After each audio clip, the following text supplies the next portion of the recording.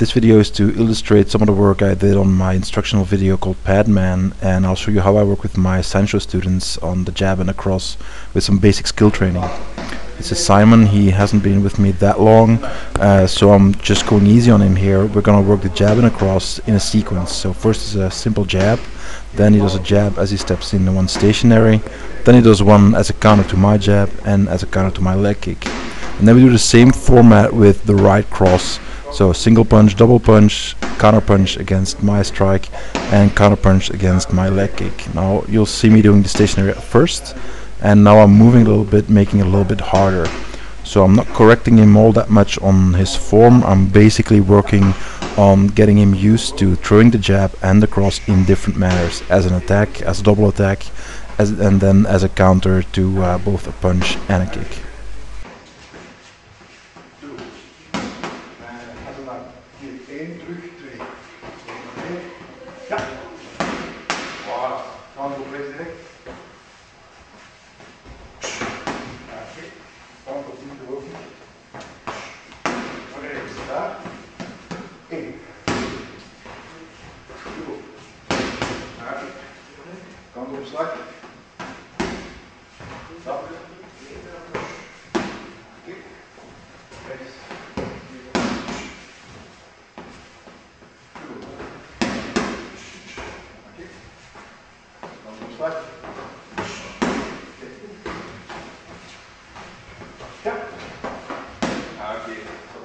Now once that we've done this moving around a little bit, I switch it up again, and this time I'm making it stationary but in a pretty fast succession.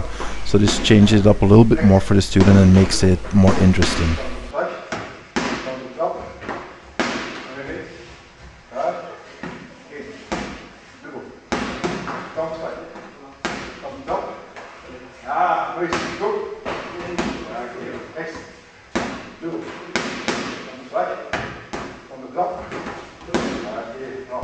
Now I change it around once again, and this time what I'll do is make him continuously come forward within that same sequence. So that changes it a little bit more and makes it more of an aggressive format.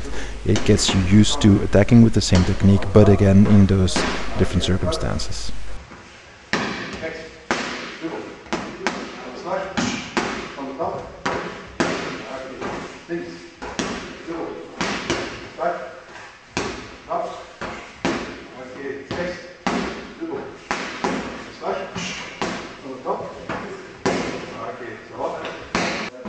Now I'm working with Kevin, who's a student of mine for about a year and a half now.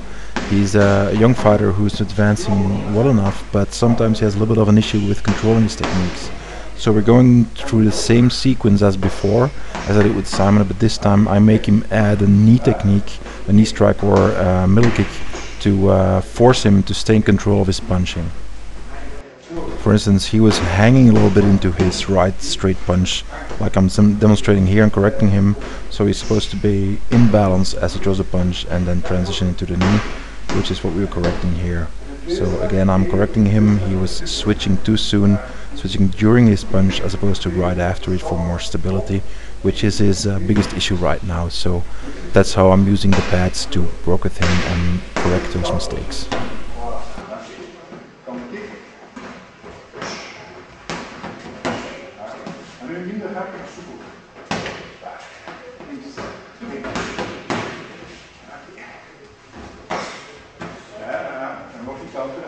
Now here he's going to make the mistake of withdrawing his left shoulder in the double jab, which slows everything down. So I'm correcting him, showing him what I want him to do. I show him the mistake and then show him what he needs to be doing. That way it is a faster way of communicating with the partner when you're being the pad man, instead of just talking about it and losing 30 seconds explaining what he needs to be doing. So the same thing is going to apply here. I show him what I want him to do. I want him to withdraw his fist right away, as opposed to leaving it hang there.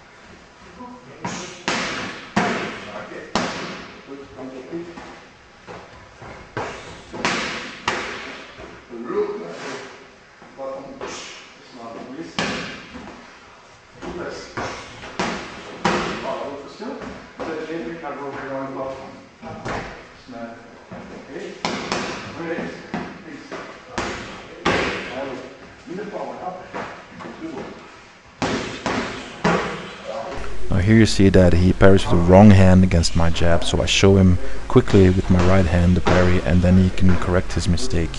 So this is another way that you can just use quick demonstrations of what you want, what the partner is doing wrong, to correct him and just not lose time as you're working. Another thing here that I'm trying to correct is he was using way too much power and just smacking his leg into the pads as opposed to kicking with it using his hips correctly. So I'm showing it the wrong way and I'm showing it the right way, what he's supposed to be doing, because the same mistake kept coming back over and over, even though I had told him verbally repeatedly that he shouldn't be doing it. So as a pad man, this is something that you have to measure a little bit and weigh in. Sometimes you have to show what your partner needs to be doing, or the mistakes that he needs to correct. Sometimes you have to explain it and just say it out loud. Just turn your hips more, or pick up the backhand or whatever. And that way, if he spots it right away, if he gets it right away, you can keep on training. If he doesn't, sometimes you have to slow down and stop the training session and just show him, okay, this is what you need to be doing. So there are many different ways of going about it, and as a pad man you have to try to find the right way per person. This is Yannick, who originally came from a different Sancho and mixed martial arts school and is now training with me a little bit. I'm basically working with combining the previous techniques from the jab and the cross in the same format, but this time I'm letting him come close and do some sort of shoot or grab the legs or takedown any way that he likes. So I'm not making him do a specific takedown. He's free to choose how he goes for the legs, how he goes for the grappling position. Now we're going to do stationary work again. Now as a pad man you sometimes do the same thing but for a different reason. With Simon it was to make him get used to moving around and standing stationary with the same technique, becoming versatile. With Yannick it's for a different reason. He can already do that, but he has a habit of stepping backwards as he does a parry or a block, which causes a little bit of a delay before he shoots his counter technique.